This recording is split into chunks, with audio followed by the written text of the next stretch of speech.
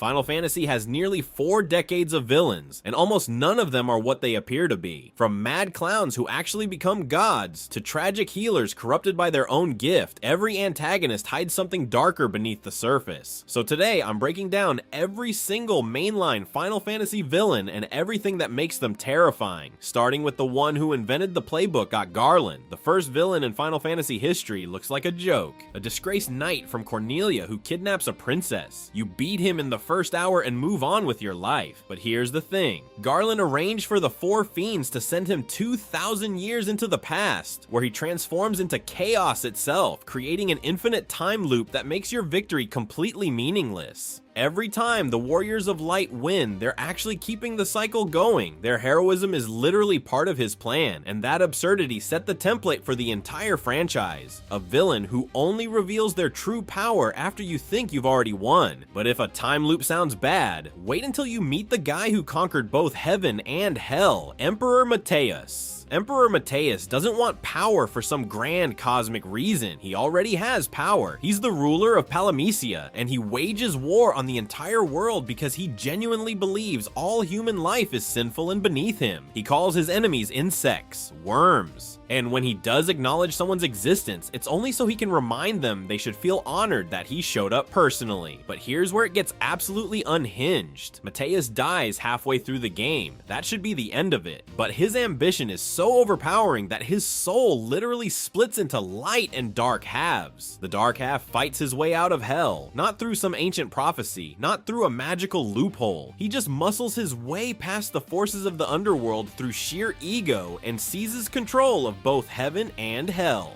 This is the franchise's first villain, where even death looks at him and says, yeah, I can't hold this guy. And the series was only getting started, but if you think conquering the afterlife is ambitious, wait until you meet a wizard who got so angry about dying that he tried to freeze time itself. Jandy Zand is a guy who was given the gift of mortality and somehow decided that was the worst thing that ever happened to him. He was one of 3 students of the great Magus Noah, and while his fellow students received incredible magical gifts, Xanda got the one thing every living creature already has, a finite life. Instead of appreciating the time he had, he completely lost his mind. His entire plan revolves around draining the world's crystals to freeze time itself. A man so terrified of dying that his solution is to stop the clock for literally everyone. No more life, no more death, no more anything. Just eternal stasis because one wizard couldn't handle being mortal. But here's where it gets complicated. Xanda spends the whole game as your primary threat, and then right at the finish line, the Cloud of Darkness shows up and becomes the actual final boss.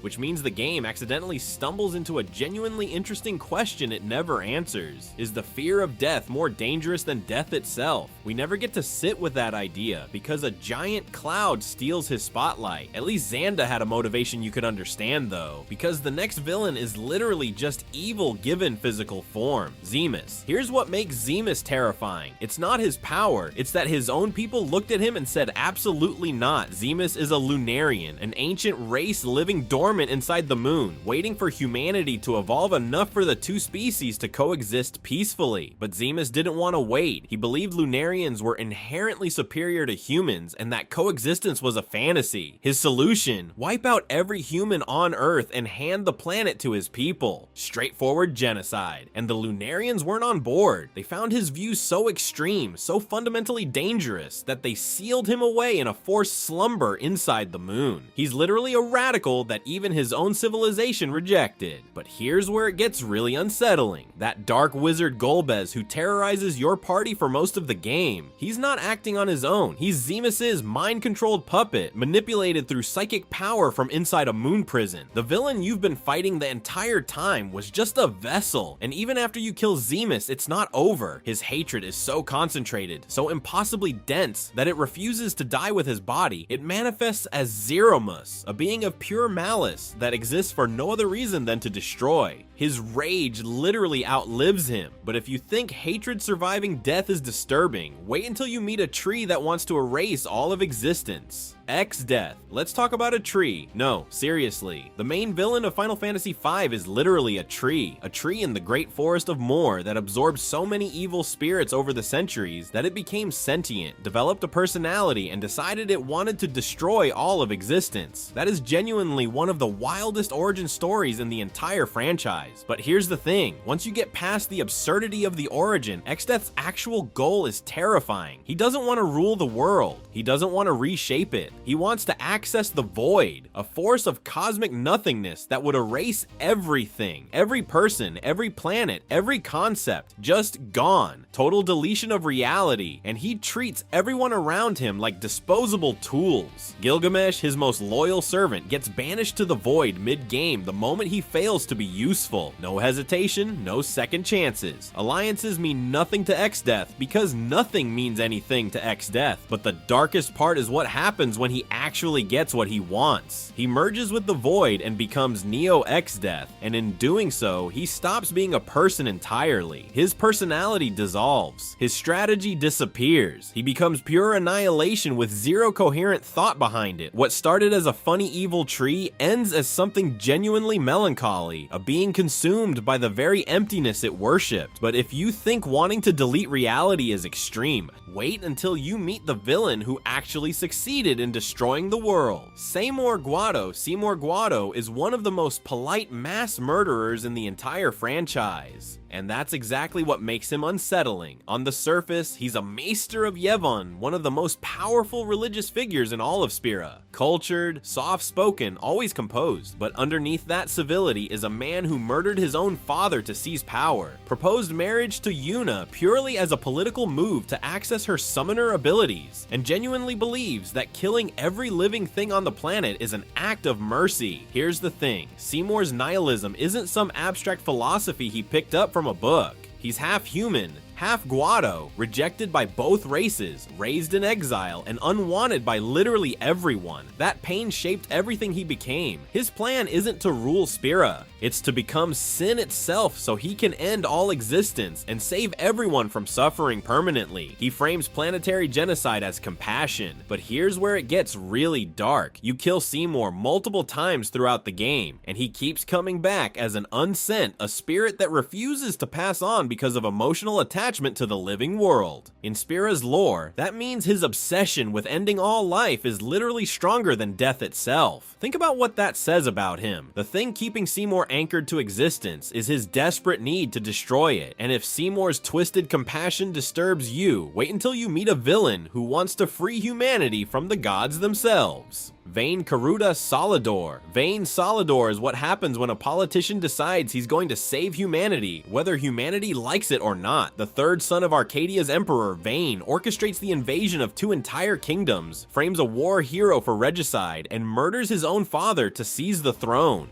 On paper, that's a straightforward power grab, but here's where it gets complicated. Vayne's actual goal is to break humanity free from the Acuria, godlike beings who have been secretly pulling the strings of human history for centuries, choosing kings, deciding wars, directing the entire course of civilization from the shadows. Vayne wants to put history back in human hands, which sounds almost heroic until you realize he's just replacing divine puppet masters with himself. That's the most interesting thing about him. Is he a liberator or a tyrant? The answer is genuinely both. And then there's the physical transformation. Vayne starts as a calculating politician in a suit, but throughout the game he grafts mechanical components and Nethysai into his own body, becoming less human with every encounter. By the final battle, he's fused with an entire flying warship, a monstrous hybrid of flesh, metal, and magic that barely resembles the man he used to be. But if you think a man merging with a battleship is the weirdest thing a Final Fantasy villain has done, wait until you meet the God Machine hiding inside Cocoon Barthandelus. Most Final Fantasy villains want power, revenge, godhood, the usual. Barthandelus doesn't want anything for himself because he might not even have a self to want things for. Here's the setup. Barthandelus is the leader of Cocoon's fal'Cie, godlike beings that run civilization like a machine, but nobody knows that because he's disguised as Primarch Disley, the highest political authority in Cocoon. The entire government is a puppet show run by a deity pretending to be a bureaucrat. His plan is genuinely horrifying. He manipulates Lightning and her allies into becoming Lycier, specifically so they'll grow powerful enough to destroy Orphan, the fal'Cie keeping Cocoon alive. Kill Orphan, millions die. But he's not doing this for power. He believes mass death on that scale will summon the Maker, the original god who created everything. He's not a tyrant, he's a zealot executing cosmic religious mandate. But here's where it gets unsettling. The fal'Cie were created with directives hardwired into their existence. Barthandelus might not be a villain at all. He might be a trapped being following instructions he literally cannot refuse. You can kill a man with a vendetta. You can't kill a policy, but if you think a god masquerading as a politician is disturbing, wait until you meet someone who weaponized immortality itself out of pure love. Caius Ballad. Most Final Fantasy villains want to live forever. Caius Ballad is the one villain who desperately wants to die and literally can't. Here's the thing. Caius is an immortal warrior, cursed with an endless lifespan specifically because he's bound to protect a girl named Yule. Yule is a seer who can see the future, but every time she has a vision, it shortens her life. She dies young every single time, and then she reincarnates, and the whole thing starts over. Caius has watched this happen for over 1,000 years. The same girl, the same death, hundreds of times. Let that sit for a second. His plan isn't world domination, it isn't revenge. He wants to destroy time itself, collapse every timeline into pure chaos, because ending the world is the only way to break Yule's cycle of endless reincarnation and death. He's not trying to gain power, he's trying to make the suffering stop, and at the end of the game, he doesn't fight to survive. He asks the hero to kill him. After watching the person he loves die hundreds of times across a millennium, his greatest wish is simply to stop existing. The entire final battle is essentially a mercy killing. That's what makes Caius hit different. 1,000 years of grief turned into one quiet request. But if you think that's emotionally devastating, wait until you meet the villain who spent 2,000 years planning revenge for being erased from history. Ultimacia. Every villain up to this point wanted to destroy the world, rule it, or burn it down out of spite. Ultimacia doesn't want any of that. She wants to be time. Not control it, not travel through it, not rewrite it. She wants to compress every single moment in history, past, present, and future into one point where only she exists. That's her goal. Merge all of reality into a singularity with herself at the center. And the way she does it is genuinely unsettling. Ultimacia doesn't just show up and fight you. She distributes her consciousness across sorceresses throughout history, possessing them one by one across different eras. She's less a person and more a temporal infection that keeps waking up in new hosts. For most of the game, you're not even fighting her directly. You're fighting the women she's hijacked. But here's where it gets really interesting. There's a persistent fan theory that Rinoa, the hero's love interest, eventually becomes Ultimacia in an alternate timeline, which would mean the woman Squall falls in love with and the final boss trying to erase existence are the same person. A perfect predestination loop. The game never confirms it. It never denies it either. And honestly, that deliberate ambiguity is more compelling than any definitive